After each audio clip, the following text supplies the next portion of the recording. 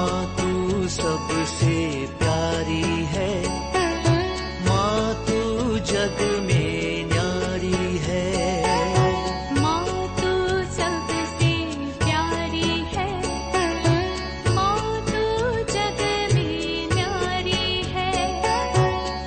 अपने आंचल में रखना, अपने आंचल में रखना। हमें वरदानों से भरना। माँ तू सबसे प्यारी है, माँ तू जग में न्यारी है। माँ तू सबसे प्यारी है, माँ तू जग में न्यारी है। Mr. Rajan Samuel, a great missionary in Hindi heartland, first class with distinction.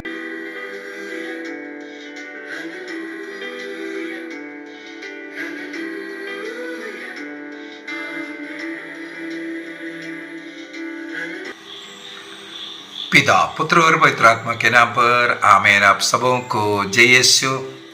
हम लोग इन दिनों में प्रेरित चरित्र सीखते जा रहे हैं। हम लोग बीती क्लासों में प्रेरित चरित्र का इंट्रोडक्शन, डिविजन, उसके विषय में और किस प्रकार कलीसिया बढ़ते जा रहा है। जैसे मैं इंट्रोडक्शन क्लास के अंदर बोला, सुसमाचार, 4 सुसमाचार है। वो यीशु के जीवन के विषय में, यीशु के कार्यकलापों के विषय में सुसमाचार है। तो प्रेरित चरित्र कलीसिया के विषय में, कलीसिया कैसे बढ़ा और कलीसिया का जो मिशनरी स्वभाव, बपतिस्मा प्राप्त हर एक व्यक्ति का प्रथम कर्तव्य है वो एक मिशनरी बनकर के प्रभु यीशु मसीह को अन्य लोगों को देना, उन लोगों के आत्मा को बचाने का कार्य। इस प्रकार हम सब ईश्वर के संतान हैं, सब मनुष्य ईश्वर के संतान हैं। एक भी व्यक्ति नष्ट ना हो जाए, सबों की आत्मा बहुमूल्य है। इसलिए एक मिशनरी बनकर के क्रिस्तु को अपना मुक्तिदाता के रूप में स्वीकार कर मुक्ति प्राप्त करो, उस अनंत जीवन में प्रवेश करना। जैसे मैं वीकली डेज में क्रिश्चियनिटी कैसे बढ़ा उसके क्लास के अंदर मैंने जो बताया मुझे याद है। ईश्वर ने मनुष्य की सृष्टि की अपना प्रतिरूप, अपने समान बनाया। ईश्वर पवित्र है, मनुष्य को पवित्र बनाया। ईश्वर सत्य है, मनुष्य को उस सत्य में बनाया। ईश्वर प्रेम है, ईश्वर के उस प्रेम में मनुष्य की सृष्टि किया। ईश्वर अमर है, अनादि अनंत ईश्वर है। ईश्वर ने मनुष्य को भी अमर बनाया था, लेकिन मनुष्य पाप कर यह सब कुछ नष्ट किया। ईश्वर का जो रूप था, लेकिन हमने ईश्वर का उस रूप को बिगाड़ दिया, शैतान का रूप लिया या मनुष्य का रूप। यही उत्पत्ति ग्रंथ अध्याय 5 के अंदर हम लोग पढ़ते हैं, ईश्वर ने मनुष्य को अपने रूप में बनाया था, लेकिन पाप करने वाला आदम ने अपने स्वभाव, अपने अनुरूप में संतानों की सृष्टि की।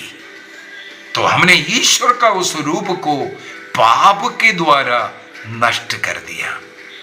इसी प्रकार ईश्वर पवित्र है, पाप कर हम अपवित्र हो गए।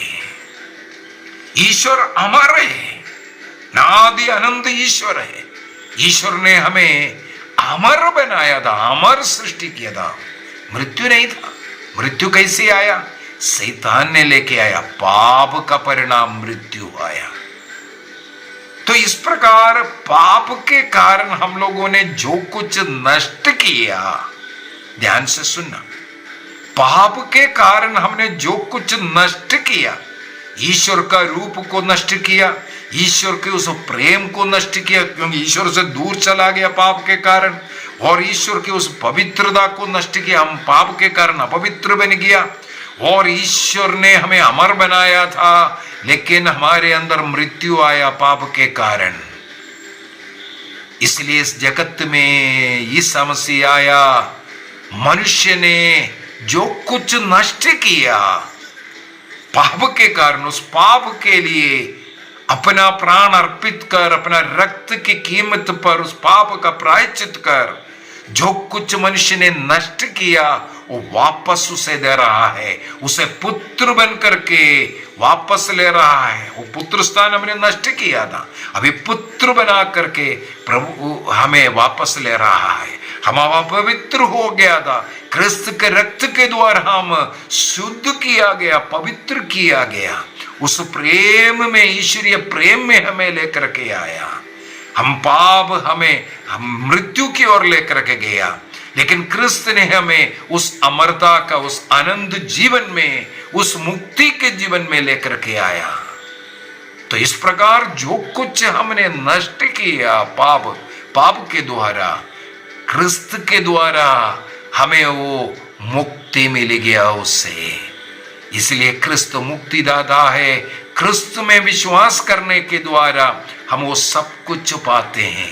इस सुसमाचार को, इस खुशखबरी को लोगों को देना है, उनको भी बचाना है। केवल हम बच गया इतना नहीं, सबों को बचाना है, उस स्वर्ग राज्य में लेकर के जाना है। यही संदेश, इसको ही सुसमाचार प्रचार करते हैं। एक मिशनरी बन करके यही कार्य हमें करना है। तो आज किस प्रकार कलीसिया बढ़ते गया, संत पौलुस के द्वारा जो मिशन जर्नी है, बाइबल में लिखा हुआ प्रेरित चरित्र में हम लोग 13 तक पढ़ाई किया था। उसके आगे संत पौलुस का उस मिशन जर्नी के विषय में आज हम लोग मनन चिंतन करेंगे। जैसे मैंने इंट्रोडक्शन क्लास में बोला है, प्रेरित चरित्र अवश्य बोलता है एक्ट्स ऑफ अपोस्टल्स, लेकिन केवल हमें मालूम है इसके अंदर पेतरुस के विषय में और याकूब और के बारे में थोड़ा थोड़ा सा लिखा हुआ मिलेगा, और जो पौलुस बाद में अपोस्टल बनते हैं उनके विषय में ही ज्यादातर, क्योंकि ये लिखने वाला लूकस पौलुस के साथ होने के कारण। जैसे हमें मालूम है संत थॉमस भारत देश में आए, उनके विषय में इसमें नहीं लिखा हुआ है।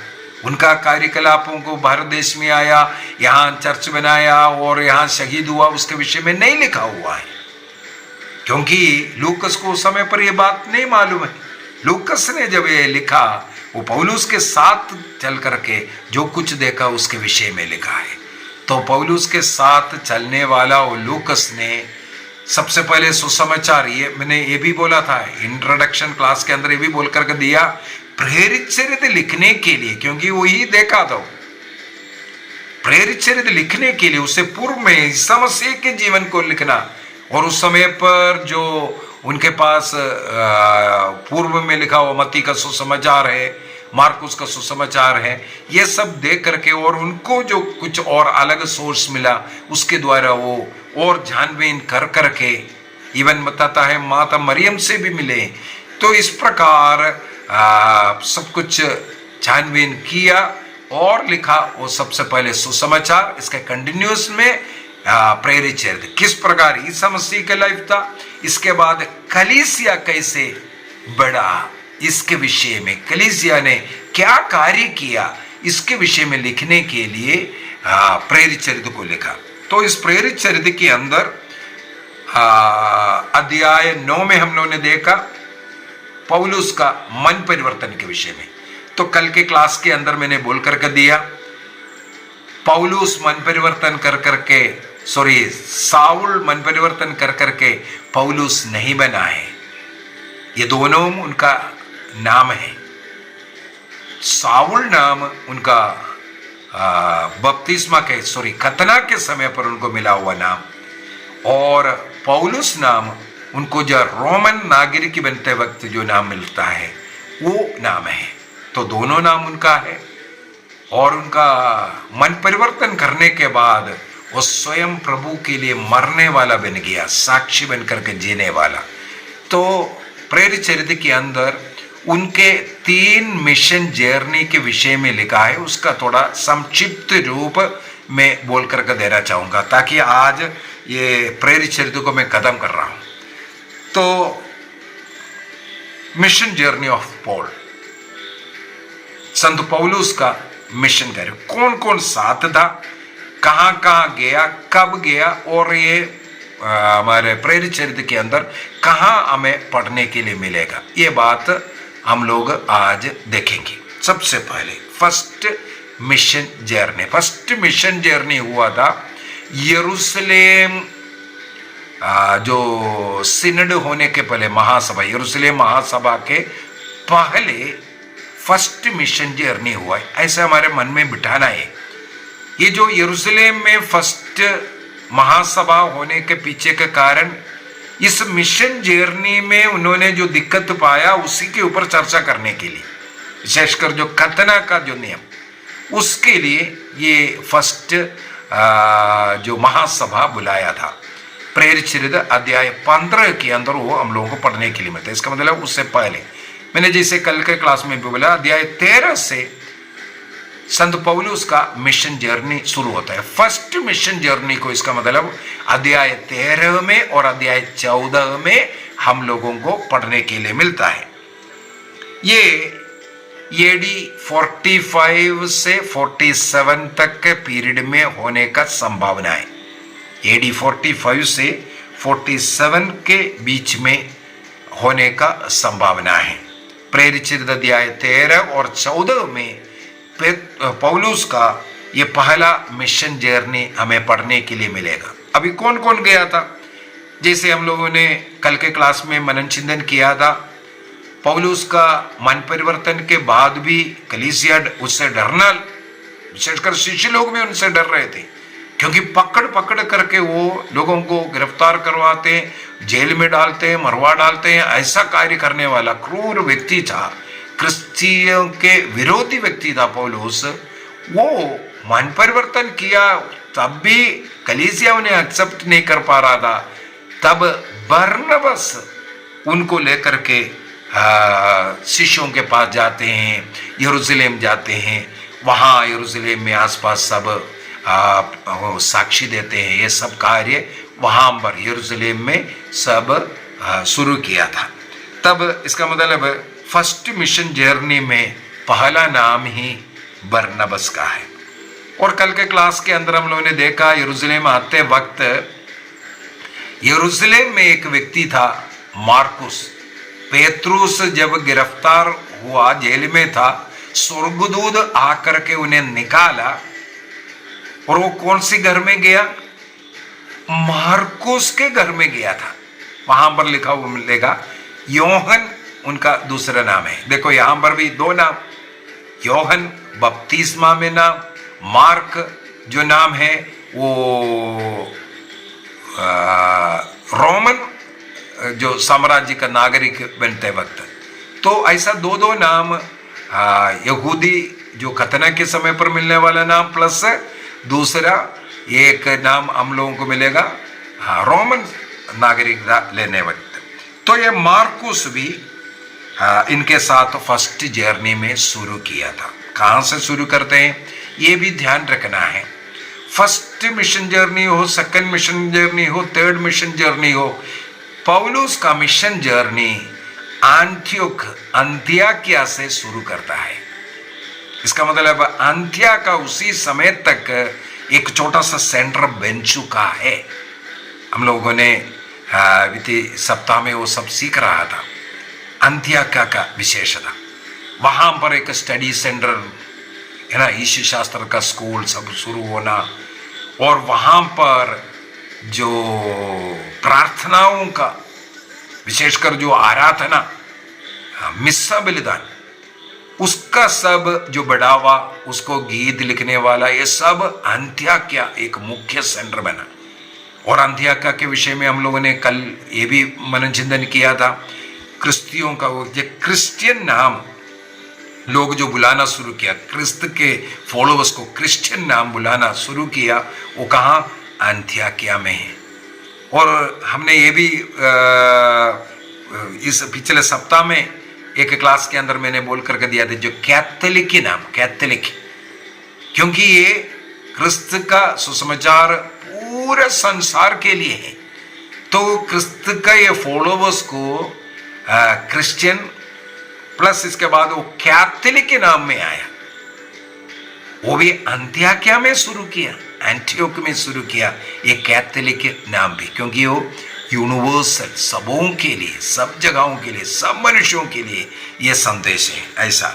तो अंत्योकिया का अनेकों स्पेशलिटी है। संत पौलुस का जर्नी अंत्योकिया से या अंत्योक से शुरू करते हैं। ये हम लोग सीख चुका है, अंत्योक सीरिया देश का, इसलिए सीरियन भाषा था। इसके बाद वो ग्रीक भाषा में मिस वगैरह ट्रांसलेट किया। ये सब हमने ये जो वीकली क्लास के अंदर अभी सीख चुका है। अंत्योक से बरनबस, मार्कुस इनके साथ जर्नी शुरू करता है। सलामिस जाते हैं। इसके बाद हम लोग देखते हैं साइप्रस, पाफोस वहां पर पहुंचा, वहां से पर्गा पहुंचा, वहां पर मार्कुस इन्हें छोड़ता है। हम लोग ये अध्याय पढ़ेंगे, वहां पर हम लोगों को मिलेगा मार्कुस पौलुस को और बरनबास को छोड़ करके वापस यरूशलेम जाते हैं। पर गए कहा जाता है मार्कुस इसलिए छोड़ा क्योंकि इनकी जो यात्रा है समुद्री यात्रा है। मार्कुस को उस समुद्री यात्रा उस समय पर उनको बीमार बना रहा था, इसलिए मार्कुस ने बीच रास्ते में छोड़ करके वापस चला गया। परगा में ये हुआ करके हम लोग पढ़ने के लिए मिलता है। और इसके बाद बरनबास और पौलुस वहां से पिसीदिया में जाते हैं। वहां पर भी एक अंत्योक है पिसीदिया का, जिसे फ्रीजिया लिखा हुआ मिलेगा, हिंदी में हम लोगों को फ्रीजिया लिखा हुआ मिलेगा। इसके बाद वहां से सुसमाचार प्रचार करते हुए इकोनियम में गया। इसके बाद लिस्त्रा में गया, दरबे में गया। वहां पर जो लिकोनिया, वहां एक कलीसिया समुदाय बना रहा है। इसके बाद वहां से फिर धीरे धीरे रिटर्न होना शुरू किया अंत्योक के लिए। और उसी मुख्यतः उसी रूट से वो अतालिया होकर के अंत्योक पहुंचा करके हम लोगों को अध्याय 14 के अंदर पढ़ने के लिए मिलता है। ये है फर्स्ट मिशन जर्नी। तो वहां पर उनको बीच में कई जगहों पर यहूदी क्रिश्चियन लोग, ये जो संत पौलुस सिखा करके जा रहा है अन्य जाति के लोग, गैर यहूदियों को, वहां आकर के यहूदी क्रिश्चियन लोग, यहूदी मिशनरी लोग आकर के सिखाना शुरू किया, तुम लोगों को खतना करना है, खतना करने के बाद ही बपतिस्मा मिलेगा। वहां पर हम लोगों ने मनन चिंतन किया अध्याय प्रेरित चरित्र अध्याय 10 के अंदर पेत्रुस कॉर्नेलियस के घर में गए कि यहूदी गैर यहूदी व्यक्ति है, रोमन शतपति आवश्यक है।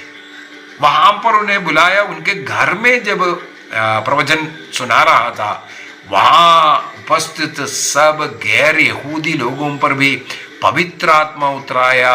इसलिए पेत्रुस ने आदेश दिया इन्हें बपतिस्मा दिया जाए। तो तब से गैर यहूदियों को खतना के बगैर दे रहा था। तो पौलुस भी ये कार्य किया तो उनको ऑब्जेक्शन उठाना शुरू किया। इसलिए अध्याय 15 के अंदर हम लोगों के पढ़ने के लिए मिलता है। इसलिए यरूशलेम में इन लोगों का, शिष्यगणों का एक महासभा बुलाते हैं।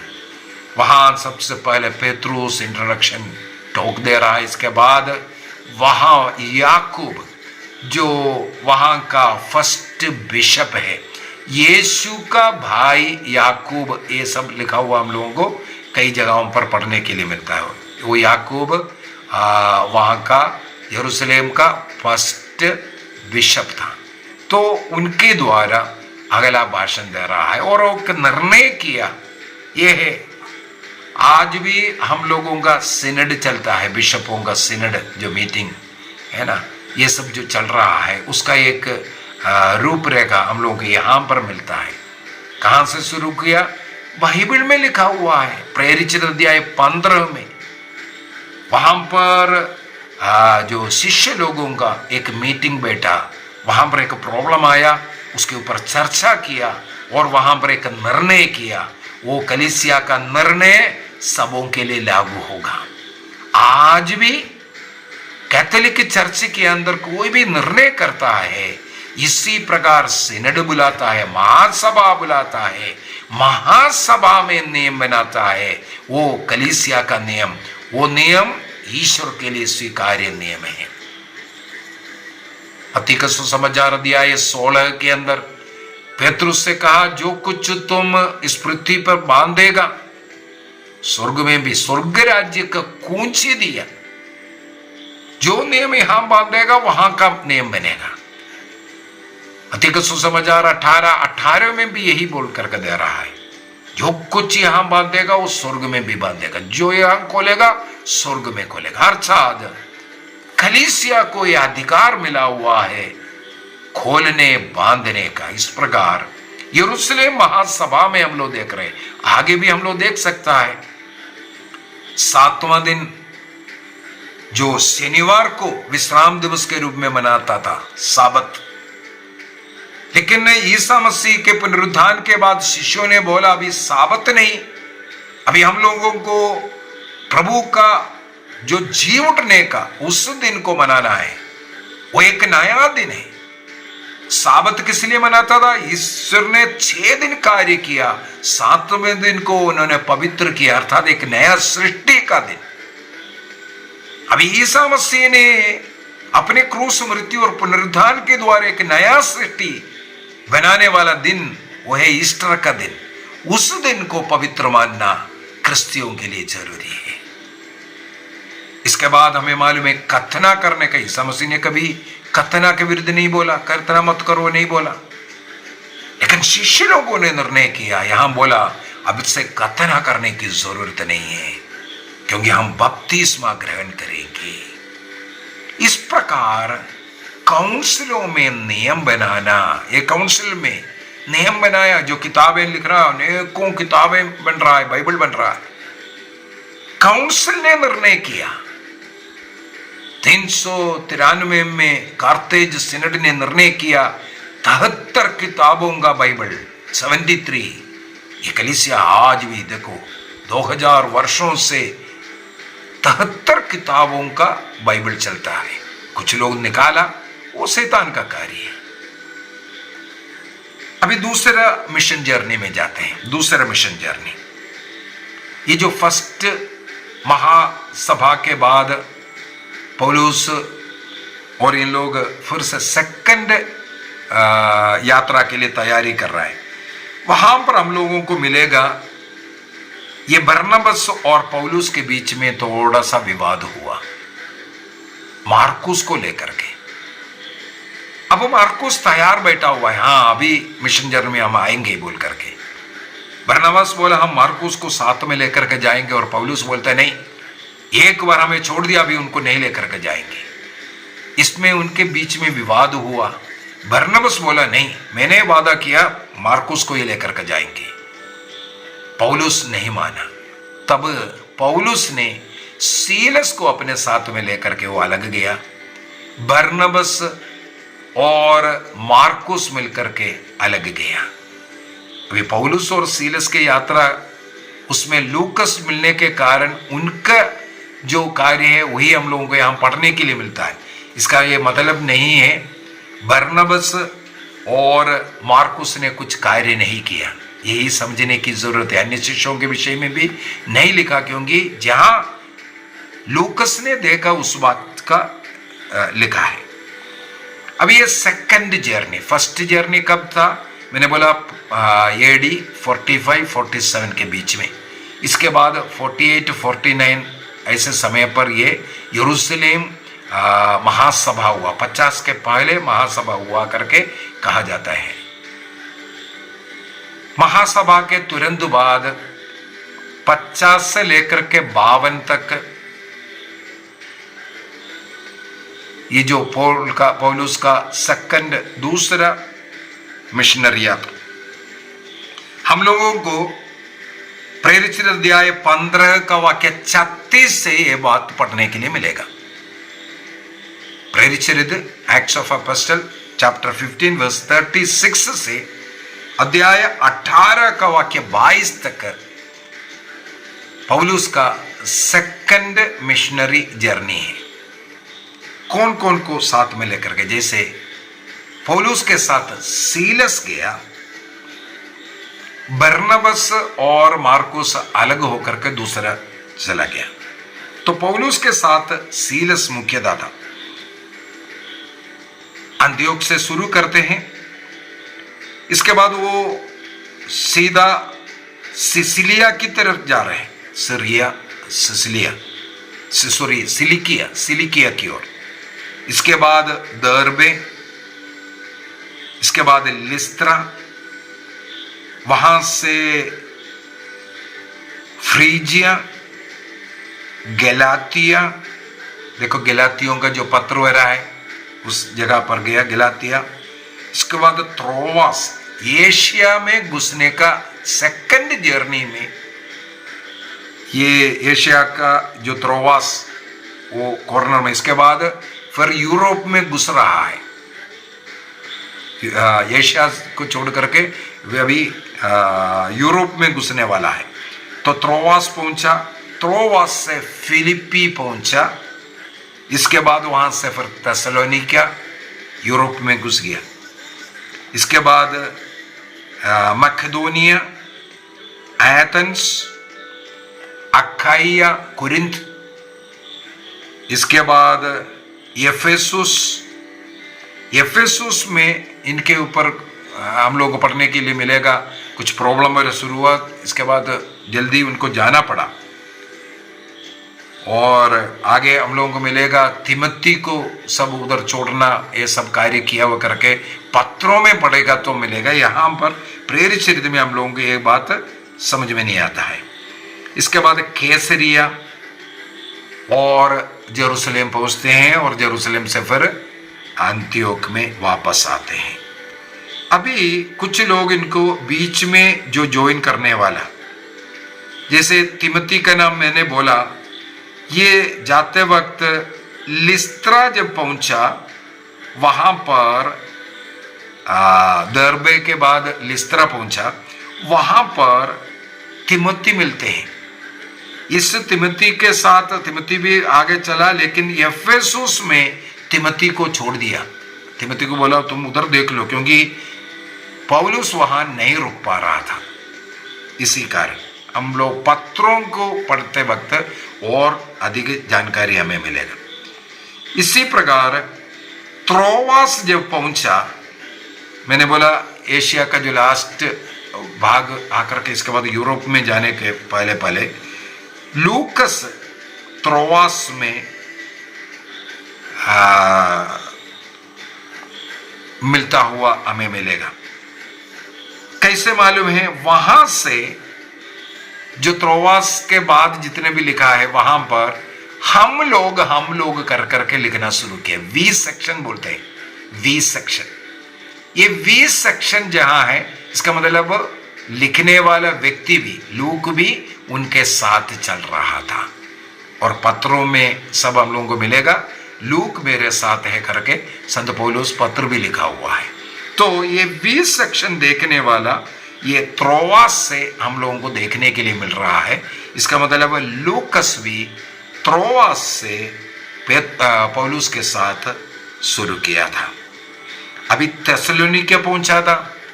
थेसलोनिकियों में एक दर्शन मिलकर के थेसलोनिका जा रहा है।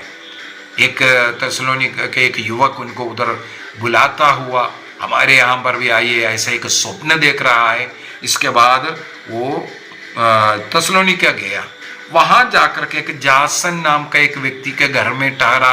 ये सब हम लोग पढ़ने के लिए मिलता है। इसका मतलब जासन उनको रहने के लिए दे रहा है, वो भी इसका मतलब ये मिशन कार्य का एक पार्ट बन रहा है। एक और व्यक्ति के विषय में लिखा है, वो है सोपातर या सोसीपातर, ऐसा लिखा हुआ सोसीपातर। वो भी इन लोगों के साथ कुछ समय इनके साथ था। इसका मतलब पौलुस के साथ सबसे पहले अंत्योक से शुरू किया सीलस, और बीच रास्ता में लिस्त्रा में तिमोथी ज्वाइन किया, और इसके बाद त्रोवास में, गलातिया के बाद त्रोवास आया था, त्रोवास में लूकस उनके साथ ज्वाइन किया। कैसे मालूम? 20 सेक्शन। हम लोग बोल करके इसके बाद लिखा हुआ मिलेगा। इसलिए लूकस वहां ज्वाइन किया करके कहते हैं। और तस्सलुनीकिया पहुंचा तो जासन इस मिशन कार्य में उनके घर में सब ठहराना, ये सब कार्य किया। इसके बाद सोसीपात्र बोल करके एक व्यक्ति और इसमें मदद किया था। इस प्रकार सेकंड जर्नी 50 से लेकर के 52 तक के पीरियड में हम लोगों को प्रेरित अध्याय 15 वाक्य 36 से अध्याय 18 वाक्य 22 तक ये पढ़ने के लिए मिलता है। अभी संत पौलुस का तीसरा मिशन जर्नी, ये 2 वर्ष के बाद, इसके बीच का कुछ कार्य हम लोगों को मालूम है। वो यरूशलेम जाते हैं, पेतरुस से सब मिलते हैं, वहाँ याकूब मिला कर करके बोलते हैं। ये सब बातें सब हम लोगों को मालूम है। गलातियों का पत्र दिया 1 को पढ़ेगा, वहाँ पर भी हमको इसके विषय में पढ़ने के लिए मिलता है। तो मिशन जर्नी अभी सेकंड शुरू कर रहा है। अध्याय 18 वाक्य 22 तक हम लोगों ने पढ़ा था सेकंड मिशनरी जर्नी। अभी अध्याय 18 का वाक्य 23 से, अध्याय 18 वाक्य 23 से थर्ड मिशन जर्नी शुरू हो रहा है। अध्याय 21 वाक्य 17 तक हम लोगों को पढ़ने के लिए मिलेगा।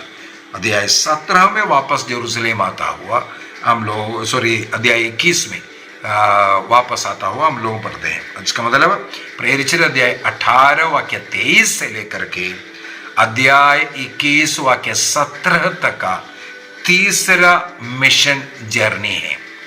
ये संभवतः एडी 54 से 57 तक उस पीरियड में हुआ, ये विश्वास करते हैं। क्योंकि 57 के बाद पौलुस गिरफ्तार होते हैं। इसके बाद उन्हें यहाँ वहाँ सब रखा, फिर लास्ट में रोम की ओर लेकर के जाता हुआ हम लोगों को मालूम है। गिरफ्तार किया हुआ फिर लेकर के जा रहा था। तो इसलिए 54 के और 57 के बीच में ये थर्ड जर्नी हुआ है करके विश्वास करते हैं। शुरू करते हैं। इस जर्नी में भी हमें मालूम है तिमोथी ऑलरेडी एफेसुस और मकदोनिया ये सब में साथ में देने वाले, हाँ आगे मैं बता कर दूंगा लूकस है ये सब कौन कौन था करके। सबसे पहले वो रूट तोड़ा जाते हैं। वो शुरू किया अंत्योक में शुरू किया। यदि हम लोग प्रेरित अध्याय 18 वाक्य 23 से पढ़ना शुरू करेंगे तो सबसे पहले अंत्योक से शुरू कर रहा है। वहां से वो गलातिया गया, फ्रीजिया गया, इसके बाद एफेसुस गया। एफेसुस में इस समय पर वो काफी समय तक वहां रुका, साल भर वहां रुका। और हमें मालूम है वहां पर तिमोथी वहां है। तिमोथी को वहां नियुक्त किया था। कहा जाता है वहां का बिशप तिमोथी था। तो वहां से फिर मक्कादोनिया में प्रवेश करते हैं। इसके बाद ग्रीस है, कुरिन्थ भी है। इसके बाद वो फिर रिटर्न शुरू किया मक्केदोनिया हो करके, त्रोआस हो करके, आसोस हो करके, मिलेतुस से, को से, पतारा, फिर एशिया में आया, टायर में आया, इसके बाद कैसरिया आया, इसके बाद जेरूशलेम आ रहा है। तो इस यात्रा में भी पौलुस से बीच बीच में कई लोग ज्वाइन किया। उनको भी हम लोग थोड़ा देखेंगे कौन कौन है। सबसे पहले इस यात्रा में साथ देने वाला तिमोथी। तिमोथी एफेसुस में मकेदोनिया में ही सेवा कर रहा है, उस क्षेत्र में ही बस। इसके बाद लूकस वो त्रोआस में, जैसे पहले भी हम लोगों ने देखा, जैसे 20 सेक्शन हम लोग सब पढ़ने के लिए मिलता है, तो वो वाला एरिया त्रोआस से। इसके बाद अगला एक व्यक्ति है, एक एफेसुस में रहने वाला एक विजातीय व्यक्ति था, जिनको ट्रोफिमुस नाम से लिखा हुआ हम लोगों को पढ़ने के लिए मिलेगा। ट्रोफिमुस इनकी सेवा में एक विजातीय अर्थात मतलब गैर यहूदी से विश्वास में आया हुआ व्यक्ति है ट्रोफिमुस। वो उनको वहाँ से ग्रीस से एशिया तक, यूरोप से एशिया तक आने में उनका साथ दिया था। इसके बाद हम लोगों को दर्बे से जो आने वाला गायुस के विषय में हम लोगों को पढ़ने के लिए मिले। गायुस वो भी मिशन जर्नी में साथ देने वाला था, वो भी त्रोवास में वेट कर रहा था, है ना। इसके बाद उनका साथ दिया। अभी एक विशेष व्यक्ति है अरिस्तार्कुस, इसके विषय में ग्रीस से वो एशिया तक उनके साथ आया।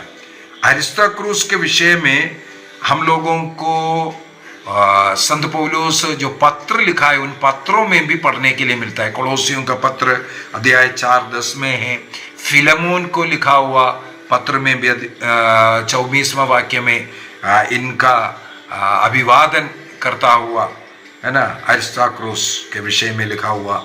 और प्रेरित चरित्र के अंदर भी अध्याय 27 वाक्य 2 में भी हम लोगों को पढ़ने के लिए मिलेगा। और यहाँ पर अध्याय 20 वाक्य 4 में वो ग्रीस से आगे बढ़ने के लिए, जो मकदोनिया से आगे बढ़ने के लिए उनके साथ था करके लिखा हुआ मिलेगा। इसके बाद सोसिपातर वो भी इनके साथ वहाँ पर दिया था। सोसिपातर के विषय में हम लोगों ने पहले भी पढ़ा था। सेकंड जर्नी में भी वो कुछ जगह में पौलुस के साथ था। ये था तीसरा जर्नी। इसके बाद फिर वो पहुँचते हैं जेरूसलेम। जेरूसलेम में विवाद हो रहा है, लास्ट में गिरफ्तार हो रहा है, जेल हो रहा है। और ये एक रोमन नागरिक है ये बताने के कारण इनको रोम भेजता हुआ। रोम में घर में ही जेल है, अन्य जेल नहीं है, घर में हाउस अरेस्ट करते। उनको कुछ फ्रीडम भी था उधर लोगों से मिलने जुलने के लिए, ये सब। और इसलिए कुछ कार्य और पत्र वगैरह, अधिकतर पत्र वगैरह उधर रोम में जब गिरफ्तार था, हाउस अरेस्ट में था, तब लिखा करके बताया जाता है। और आखिरी में रोम में ही इनका शहादत हुआ। जब मैं यूरोप गया वहाँ पर मैंने आपको दिखाया था संत पौलुस का कहाँ दफनाया हुआ है, और संत पौलुस का जो सिर को जहाँ कहाँ काटा है उस जगह पर जो 3 झरना जो बना था, क्योंकि सिर काटने के बाद सिर 3 बार उनका थर्ड जो जंप किया रखा गया, उन तीनों जगहों से झरना फूट निकला। ये चमत्कार वाला जगह, ये सब मैंने जब यूरोप का क्लास के अंदर भी बता करके दिया था। तो इस प्रकार इधर हम लोगों के एक समापन नहीं मिलेगा, प्रेरित चरित्र में एक समापन नहीं लेगा। क्या कारण है समापन नहीं है? क्योंकि कलीसिया बढ़ रहा है, कलीसिया चलते जा रहा है, बढ़ते जा रहा है, क्रिस्त के साथ कलीसिया बढ़ रहा है, इसलिए प्रेरित चरित्र में एक समापन नहीं है। तो वो कलीसिया आज भी बढ़ते जा रहा है। लोगों को क्रिस्त की ओर लेकर के जाना, इस प्रकार लोगों की आत्मा को बचाना, मुक्ति, पाप के कारण जो कुछ मनुष्य ने नष्ट किया उसको वापस दिलाना हमारा भी कर्तव्य है। हमारा प्रभु यीशु मसीह ईश्वर होकर के वो मनुष्य का रूप धारण कर मनुष्य का पाप का प्रायश्चित कर मनुष्य को मुक्ति दिया है। जो कोई यीशु मसीह में विश्वास करेंगे उन्हें मुक्ति मिलेगा। मुक्ति माने क्रिस्त का, ईश्वर का संतान बनने का कृपा मिलेगा, अमर बनने का, अनंत जीवन में स्वर्ग राज्य में प्रवेश करने का, और ईश्वर का संतति बनने का, ईश्वर के उस प्रेम का अनुभव करने का, और ईश्वर के समय स्वर्ग राज्य है। इसलिए वो पवित्र जीवन जीने का, जिस प्रकार सृष्टि किया, जिस उद्देश्य से मनुष्य की सृष्टि किया, उसमें वापस पहुंचाने का, इसको मुक्ति कहते हैं। आइए हम अपनी आंखें बंद करें, इस प्रेरित चरित्र के लिए प्रभु को धन्यवाद दें। लूकस के द्वारा रचित ये प्रेरित चरित्र में आदिम कलीसिया किस प्रकार बढ़ा, और हरेक शिष्य लोगों का अर्थात बपतिस्मा प्राप्त हरेक व्यक्ति का काम है एक मिशनरी बनना, प्रभु का संदेशवाहक बनना, अपने जीवन, अपने छोटे छोटे जीवन में, अपने जीवन में जो पाए हुए कृपा आशीष उसको दूसरों को बताना, वे भी यीशु को जाने, उनका भी मुक्ति हो जाए,